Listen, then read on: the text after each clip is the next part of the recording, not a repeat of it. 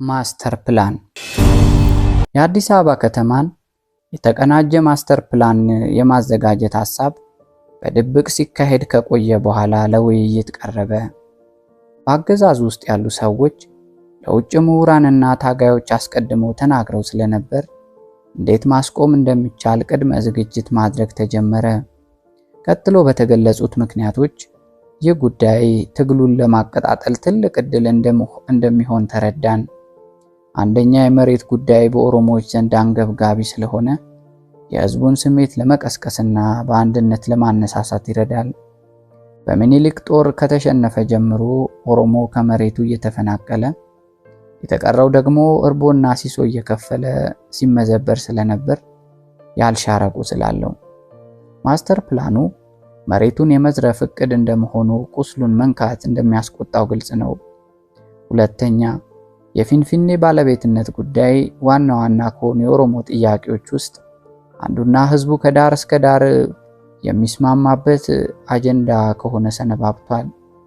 የኦሮሞ ሕዝብ በፊንፊኔ ላይ ያለውን የባለቤትነት ጥያቄ ይመልስልኛል ብሎ ሲጠብቅ መንግስት ተጨማሪ መሬት ቆርሶ ለማስፋፋት ማሰቡ ሕዝቡን ለባሰ ቁጣ እንደሚዳርግ ንቀት ነበር። ሶስተኛ፣ በፊንፊኔና አካባቢ ያለው መሬት ለገዢው ፓርቲ ባለስልጣናትና ካድሬዎች ዋና የገቢ ምንጭ እንዲሁም በመካከላቸው ለሚካሄደው ሽኩቻ ምክንያት መሆኑ ይታወቃል። ካሰብናቸው ስልታዊ ስራዎች ውስጥ አንዱ ኦህዴድ እና ህወሓትን መለያየት ስለሆነ የመሬት ዘረፋን ጉዳይ ትልቅ አጀንዳ ማድረጉ ሁለቱም ቡድኖች ለማጋጨትና ለማራራቅ ዕድል ይፈጥራል። የተቀናጀ ዘመቻ በማህበራዊ ሚዲያ ማካሄድ እንደጀመርን ብዙ ሳይቆይ የዩኒቨርሲቲ ተማሪ ተቃውሞ ፈነዳ። እቅዳችን ህዝቡን በሚዲያና በትናንሽ ሚዲያዎች አንቅቶ ወደ ሙሉ ተቃውሞ ለማስገባት ከ6 ወር እስከ 1 ዓመት ሊፈጅ ይችላል የሚል ነበር። ከፌስቡክ ዘመቻ በተጨማሪ ኦኤምኤን ተከፍቶ ሰፊ ሽፋን በማግኘቱ የማስተር ፕላኑን ጉዳይ ኢንተርኔት ለሌለው ማህበረሰብ በየቤቱ ተደራሽ ለመሆን ቻለ። በዚህም የተነሳ 2 ወር ባልሞላ ጊዜ ውስጥ ተቃውሞ ፈነዳ። ህዝቡ ከገመትነው በላይ ዝግጁ እንደነበር አመላከተ። መንግስት ከውስጥና ከውጭ ሲነሳ የነበረውን ቅሬታ በዛች ፍጥነት ወደ አመጽ ይቀየራል ብሎ አልገመተም ነበር። ስለዚህም ማስተር ፕላኑን የማስፈጸም ዓላማውን ገፍቶበት ተቃውሞን በፓርቲ መዋቅር ለማክሸፍ መካከለኛ ካድሬዎችን ሲሰበስብ ያልጠበቀው ተቃውሞ ገጠመው። የገዢ ፓርቲ ካድሬዎች ውስጥ ስብሰባ ላይ ያሰሙት ተቃውሞ ሾልኮ ወጥቶ በሚዲያዎች መተላለፉ ህዝቡ የበለጠ ተቃውሞን እንዲያጠናክር አደረገ። መጀመሪያ በዩኒቨርሲቲዎች የተቀሰቀሰው ህዝባዊ አመጽ ብዙም ሳይቆይ ወደ አንደኛና ሁለተኛ ደረጃ ትምህርት ቤቶች ተዛመተ። ሚያዝያ 22 ቀን 2006 ዓ.ም በአምቦ በተካሄደው ተቃውሞ የተደናገጠው መንግስት ባዶ እጁን የወጣ ህዝብ ላይ በመተኮስ የበርካታ ንጹሃንን ህይወት ቀጠፈ። የአምቦ ግድያ መላው ኦሮሚያን አስቆጥቶ ከፍተኛ ተቃውሞ ቀሰቀሰ። ሁኔታ ያስደነገጠው መንግስት ማስተር ፕላኑን ህዝቡ እስኪወያይበት ድረስ ለጊዜው ማቆሙን የሚገልጽ መግለጫ ለማውጣት ተገደደ። መግለጫውን ተከትሎም ተቃውሞ ለተወሰኑ ወራት እንዲቆም ተደረገ። ተቃውሞ እንዲቆም የተወሰነው በሚቀጥሉ 3 ምክንያቶች ነበር። መንግስት ማስተር ፕላኑን አቁም ያለው ካለ በኋላ ተቃውሞ እንዲቀጥል ማድረግ በህዝብ እይታ ምክንያታዊ ያልሆነ እንዲመስል በማድረግ የህዝቡ አስተሳሰብ ወደ መንግስት እንዲያጋድል ሊያደርግ ስለሚችል፣ አንደኛ፣ መንግስት ማስተር ፕላኑን ለጊዜው ማቆሙን ማስታወቁ ተቃውሞ በፍጥነት እየተስፋፋ ስለነበር ሂደቱን ለመገምገምና ስህተቶቹን ለማረም ጠቃሚ ዕድል ስለሆነ፣ ሁለተኛ፣ እስከዚያ ቀን በተከናወኑ ተግባራት የመንግስት የመረጃ ክፍል ወደ ቄሮ መዋቅር ዘልቆ መግባቱ ስለተጠረጠረ ይህንን ማጥራት ለቀጣይ ስራ አስፈላጊ ስለሆነ ነው። ተቃውሞ ለጊዜው ቢቆምም የማስተር ፕላኑ ጉዳይ የኢትዮጵያ ፖለቲካ ዋነኛ አጀንዳ ሆኖ ቀጠለ። በእኛ በኩል ግምገማ በማካሄድ ስልጠና የመስጠትና የማደራጀት ስራው ቀጠለ። የህብረተሰቡን ግንዛቤ የበለጠ ለማሳደግ በሀገር ውስጥና በውጭ ሀገራት በርካታ የውይይት መድረኮች ተካሄዱ። ኦኤምኤን እነዚህን ውይይቶች በዜናና በትንታኔ መልክ አሳምሮ በማቅረብ ላይ በስፋት ሰራ። መንግስት በበኩሉ ማስተር ፕላኑን ለጊዜው የተወው ቢመስልም ውስጡን ግን ተግባራዊ ለማድረግ ዝግጅቱን አጠናክሮ ገፋበት። ካድሬዎችን በሚስጥር በመሰብሰብ ወደ ህዝቡ ወርደው እንዲያሳምኑ የተለያየ ስብሰባዎችን ያካሄድ ጀመር። በአገዛዙ ውስጥ ያሉና ለህዝባዊ ትግሉ ተቆርቋሪነት ያላቸው ከቻሉ ይህንን ሴራ በግልጽ በመቃወም ካልቻሉ ደግሞ ውጪ ላለነው መረጃ በማቀበል ላይ በረቱ።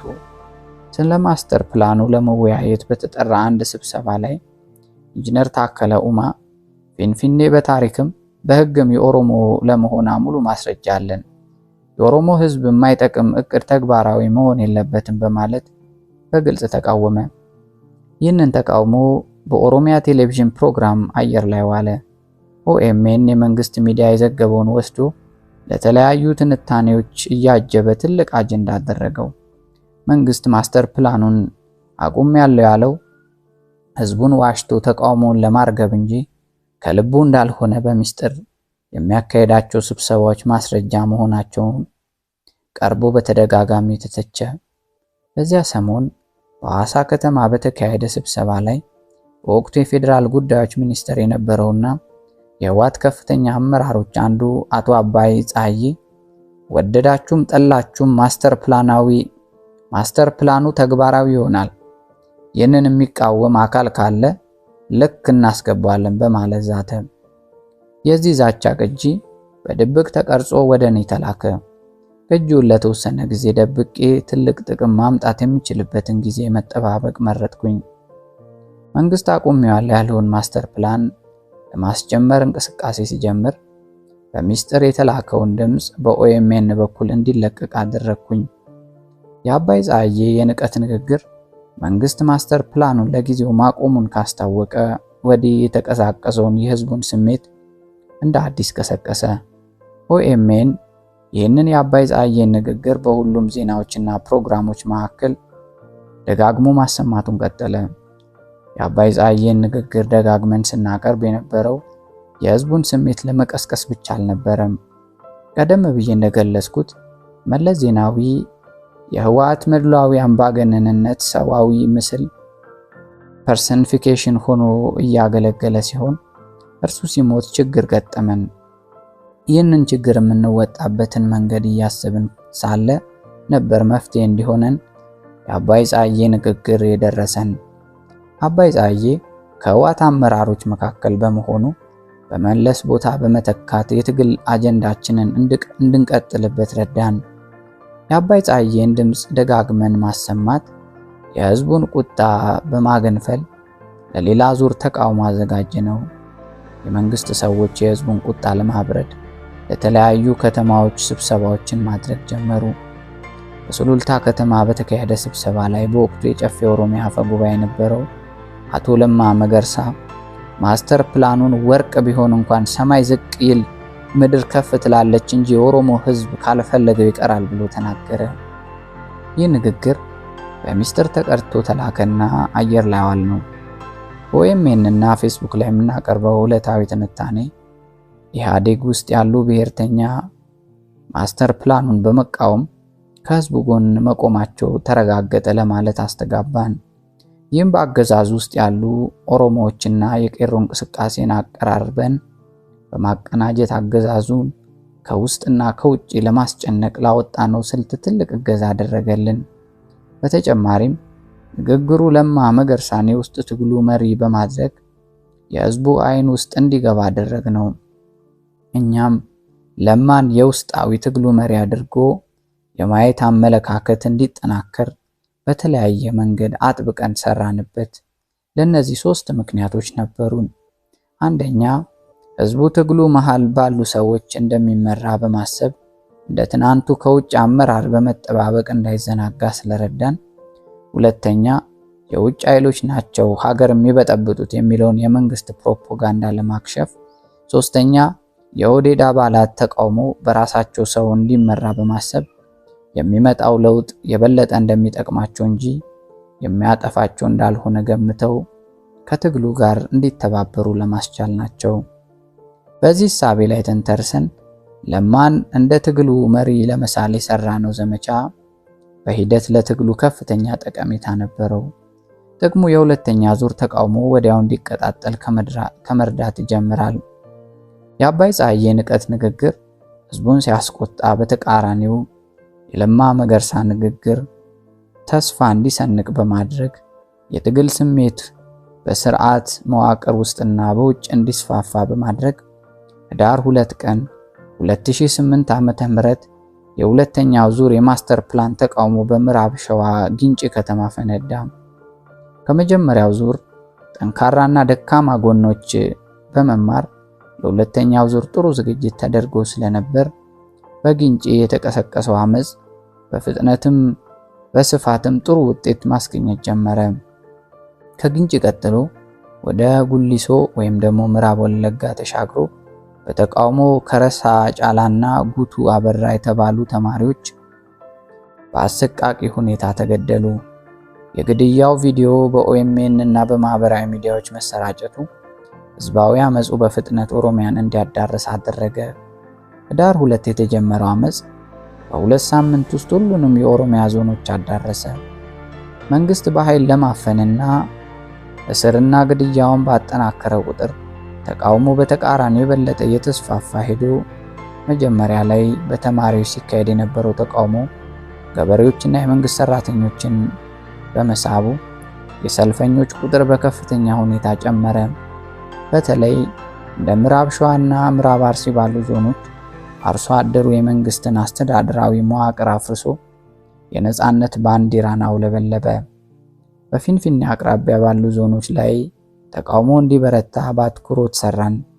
ለዚህ ስልታዊ ምክንያቶች ነበሩን።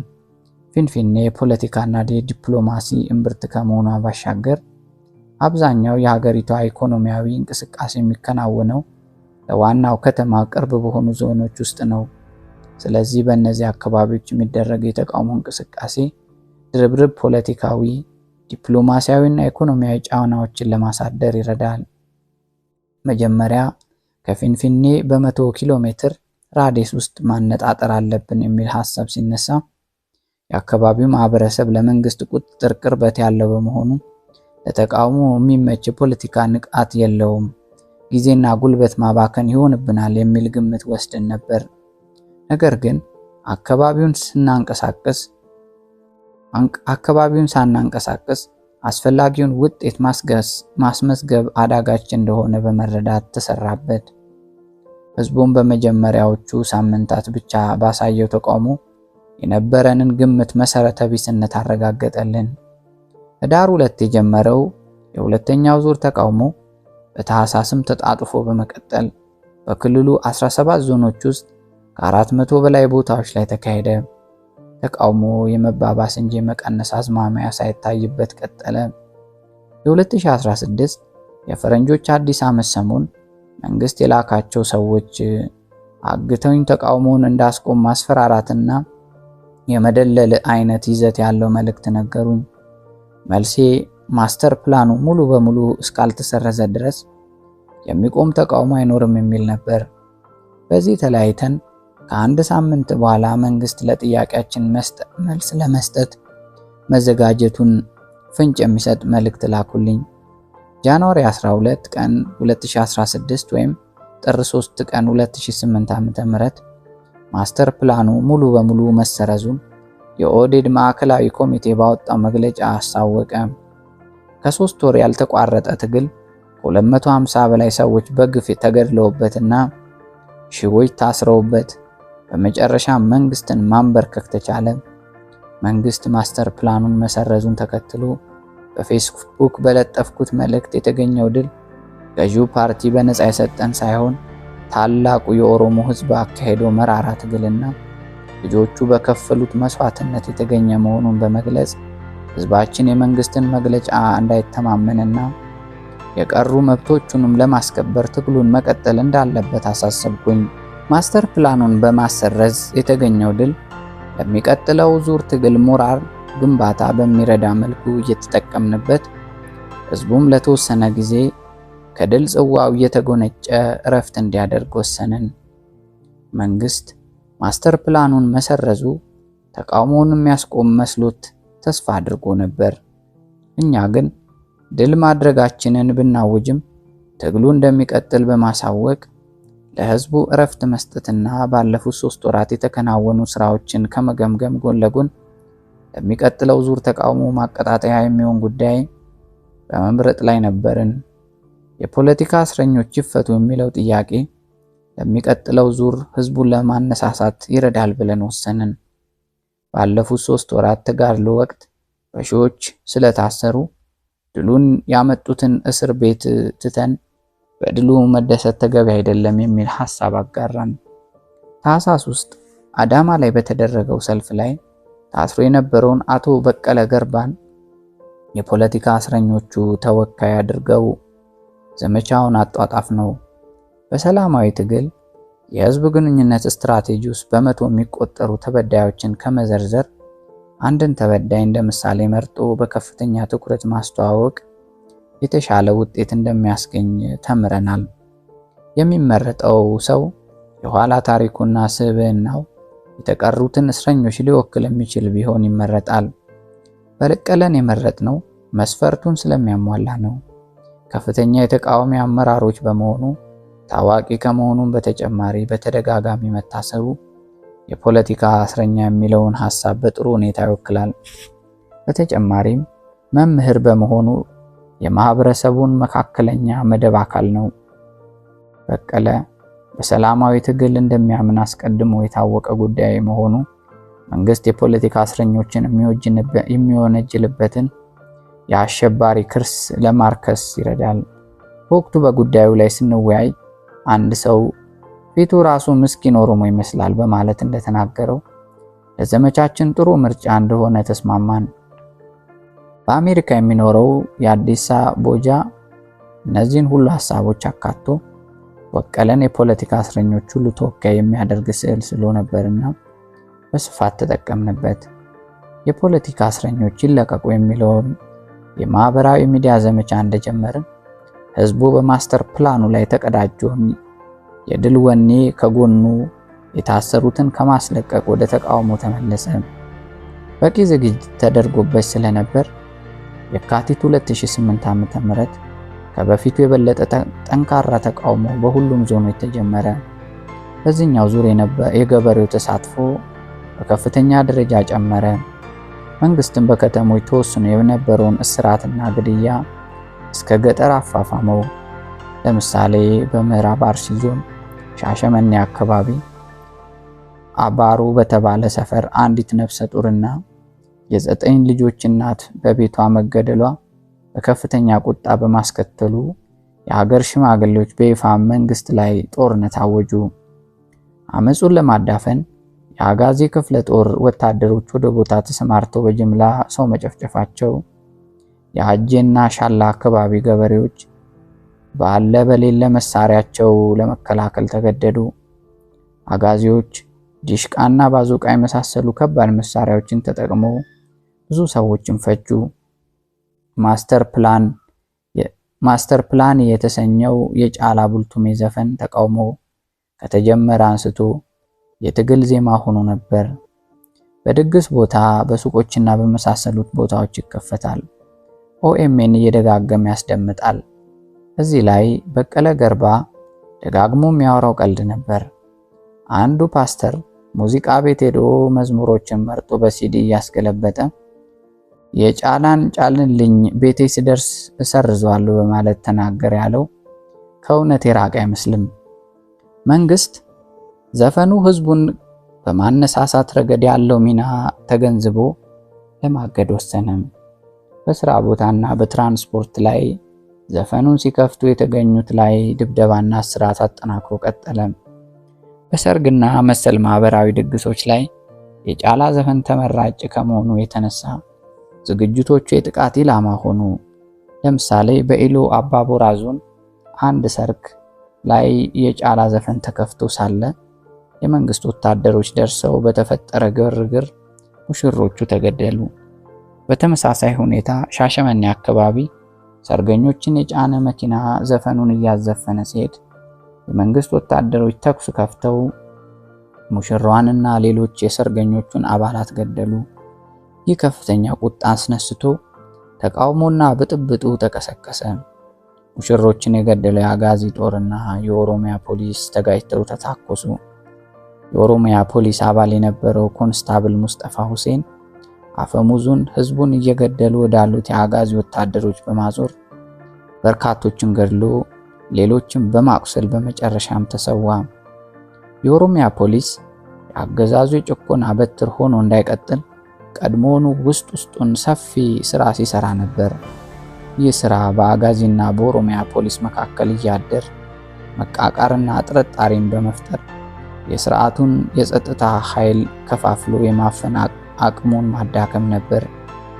በሚዲያ በኩል ሲደረግ ከነበረው የማግለል ዘመቻ ጎን ለጎን ህብረተሰቡ የኦሮሚያን ፖሊስ በማቅረብ የአጋዚን ጦር እንዲጸየፍ ተሰራ።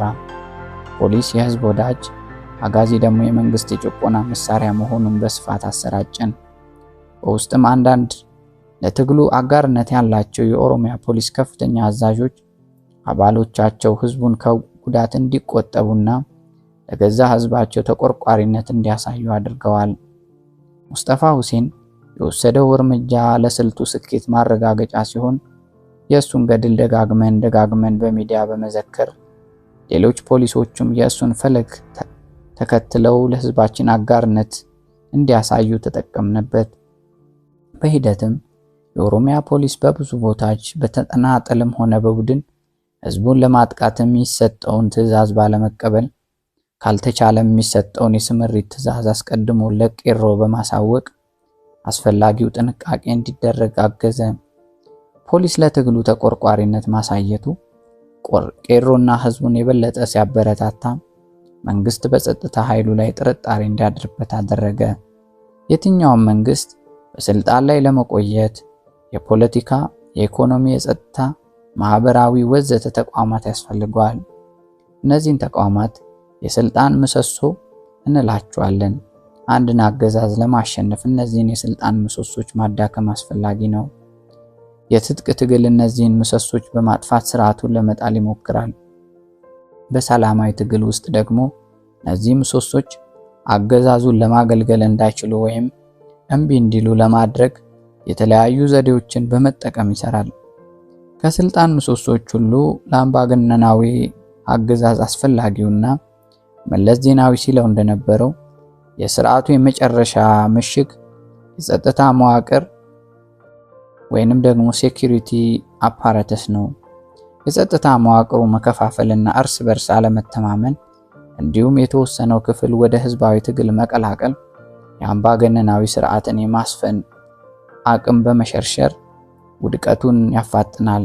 ስለዚህ የኦሮሚያ ፖሊስ ለህዝብ መወገን መጀመሩ የቄሮ ትግል ወሳኝ ደረጃ ላይ መድረሱን አመላከተ። አንድ ማስገንዘብ የምፈልገው ነገር የኦሮሚያ ፖሊስ ወደ ህዝባዊ ትግሉ ለመሳብ የተተገበረው ዘዴ መከላከያ ሰራዊት ላይ አልተሞከረም። የሰራዊቱ አባላት በህዝቡ ላይ ጥይት እንዳይተኩሱ አልፎ አልፎ ጥሪ እናደርግ ነበር። የቄሮ አስተባባሪዎች ከተወሰኑ ከፍተኛ ወታደራዊ ባለስልጣናት ጋር ግንኙነት ቢኖረንም እንደ ፖሊስ በግልጽ ተቃውሞ እንዲያደርጉ ግን አልተሰራም። ይህ ደግሞ ቀድሞውኑ አስበንበት የወሰነው ጉዳይ ነው። የመጀመሪያው ምክንያታችን የመከላከያ ሰራዊት መዋቅር ሁሉንም ብሔር ብሔረሰቦች ያካተተ ስለሆነ ለአንድ ብሔር ትግል በአንድነት መወገን አይችልም። የኦሮሞ ተወላጅ የሆኑ የመከላከያ ሰራዊት አባላትን ማሳመን የሚቻል ቢሆንም ለትግሉ ተጨባጭ ጥቅም ሳያስገኙ ለአደጋ ማጋለጥ ይሆናል። በአንዳንድ ቦታዎች በስሜት ተገፋፍተው የተቃወሙ ወታደሮች ያለምንም ውጤት ለእስርና ግድያ ተዳርገዋል። ሁለተኛውና ዋነኛው ምክንያታችን የሀገሪቱ ብሔር ብሔረሰቦች በጋራ ከሚጓራቸው የፌዴራል ተቋማት መካከል የመከላከያ ሰራዊት ዋነኛ በመሆኑ በተቃውሞ ውስጥ የኦሮሞ ተወላጆችን ብናሳትፍ ተቃውሞ በብሔር ተከፋፍሎ ሊፈርስ ይችላል የሚል ፍርሃት ስለነበረን ነው። የመከላከያ በብሔር መከፋፈል ወደ ለየለት የእርስ በርስ ጦርነት አምርቶ ሀገሪቱን ሊያፈርሳት ይችላል ብለን ሰጋን። ስለዚህ የመከላከያን የመከፋፈል አደጋ ለመቀነስ የሰራዊቱ መኮንኖችና አባላት በትግሉ ውስጥ ቀጥተኛ ተሳትፎ እንዲኖራቸው አልተደረገም። ሚናቸው የመንግስት እቅድና ስምሪት ድብቅ ለቄሮ አስተባባሪዎች ማስተላለፍ ላይ የተገደበ ነበር። አንዳንድ የሰራዊቱ መኮንኖች ከጸጥታው ኃይል የስምሪት መረጃ ባለፈ የፖለቲካ አመራሩን እቅድና ስልት የሚጠቁሙ ሚስጥሮችን ለቄሮ በማካፈል ከፍተኛ ሚና ተጫውተዋል። ይህ መረጃ የትግል ዘመቻዎቻችን በማቀድና ሊከሰቱ የሚችሉ ጉዳዮችን በመቀነስ ረገድ ትልቅ ጥቅም አበርክቷል። ከዚህ አገር መከላከያ ጉዳይ ጋር በተያያዘ ማስታውሰው አንድ ክስተት አለ። አንድ ሰው የመከላከያ መኮንኖችን ክበብ ውስጥ እንደሚሰራና እርምጃ ለመውሰድ እንደሚፈልግ በፌስቡክ ጻፈልኝ። ያቀደው እርምጃ እዚያ የሚመገቡትን ጀነራሎች መርዞ መግደል እንደሆነ ማከለበት። ለዚህ እርምጃ መርዝ ብቻ እንደሚያስፈልገው በዚህ ረገድ እንድተባበረው ጠይቀኝ። መረጃው ባልተጠበቀ ሁኔታ ስለመጣና የመንግስት የስለላ ክፍል ሊሆን ይችላል የሚል ጥርጣሬ ስለነበረኝ አስቤበት እመልስልሃለሁ አልኩት። የተወሰነ ማጣራት ሳደርግ ሰውየው እውነትም ያለው ቦታ እንደሚሰራና ያሰበውን እርምጃ ለመተግበር በደንብ እንደሚመቸው አረጋገጥኩ።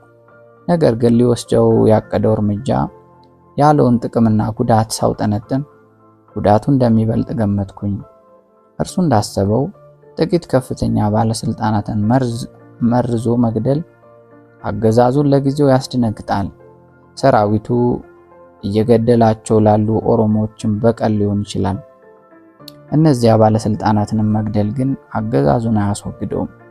ተቃውሞ በመቶ የሚቆጠሩ መኮንኖችን ስላሉት በተገደሉት ቦታ ሌሎች ተተክተው ስራውን ይቀጥላሉ። በዚህ አደጋ ሽፋን ግን ብዙ የኦሮሞ ወታደራዊና የፖለቲካ አመራሮችን ማባረር፣ ማሰርና መግደል ይችላሉ። ይህ ደግሞ በመከላከያ ሰራዊት ውስጥ የኦሮሞን ድርሻ እጅግ ስለሚጎዳ ለትግሩ ኪሳራ ነው። በተጨማሪም የእነዚህን ከፍተኛ ባለስልጣናት መግደል በበታች አመራሮች መካከል የበቀል ስሜት በመቀስቀስ ህዝብን በጭካኔ እንዲጎዱ ስለሚያደርግ አገዛዙን ሊጠቅም ይችላል። ከዚህ በመነሳት ሰውየው ያሰበውን እርምጃ እንዳይወስድ በማሳመን አስተውኩት። ሀገር ቤት ከገባ በኋላ ሊገድላቸው ያሰባቸው የመከላከያ መኮንኖች በአካል ባገኘዋቸው ወቅት ሁሉ የእሱ እቅድ ትዝ ይለኛል።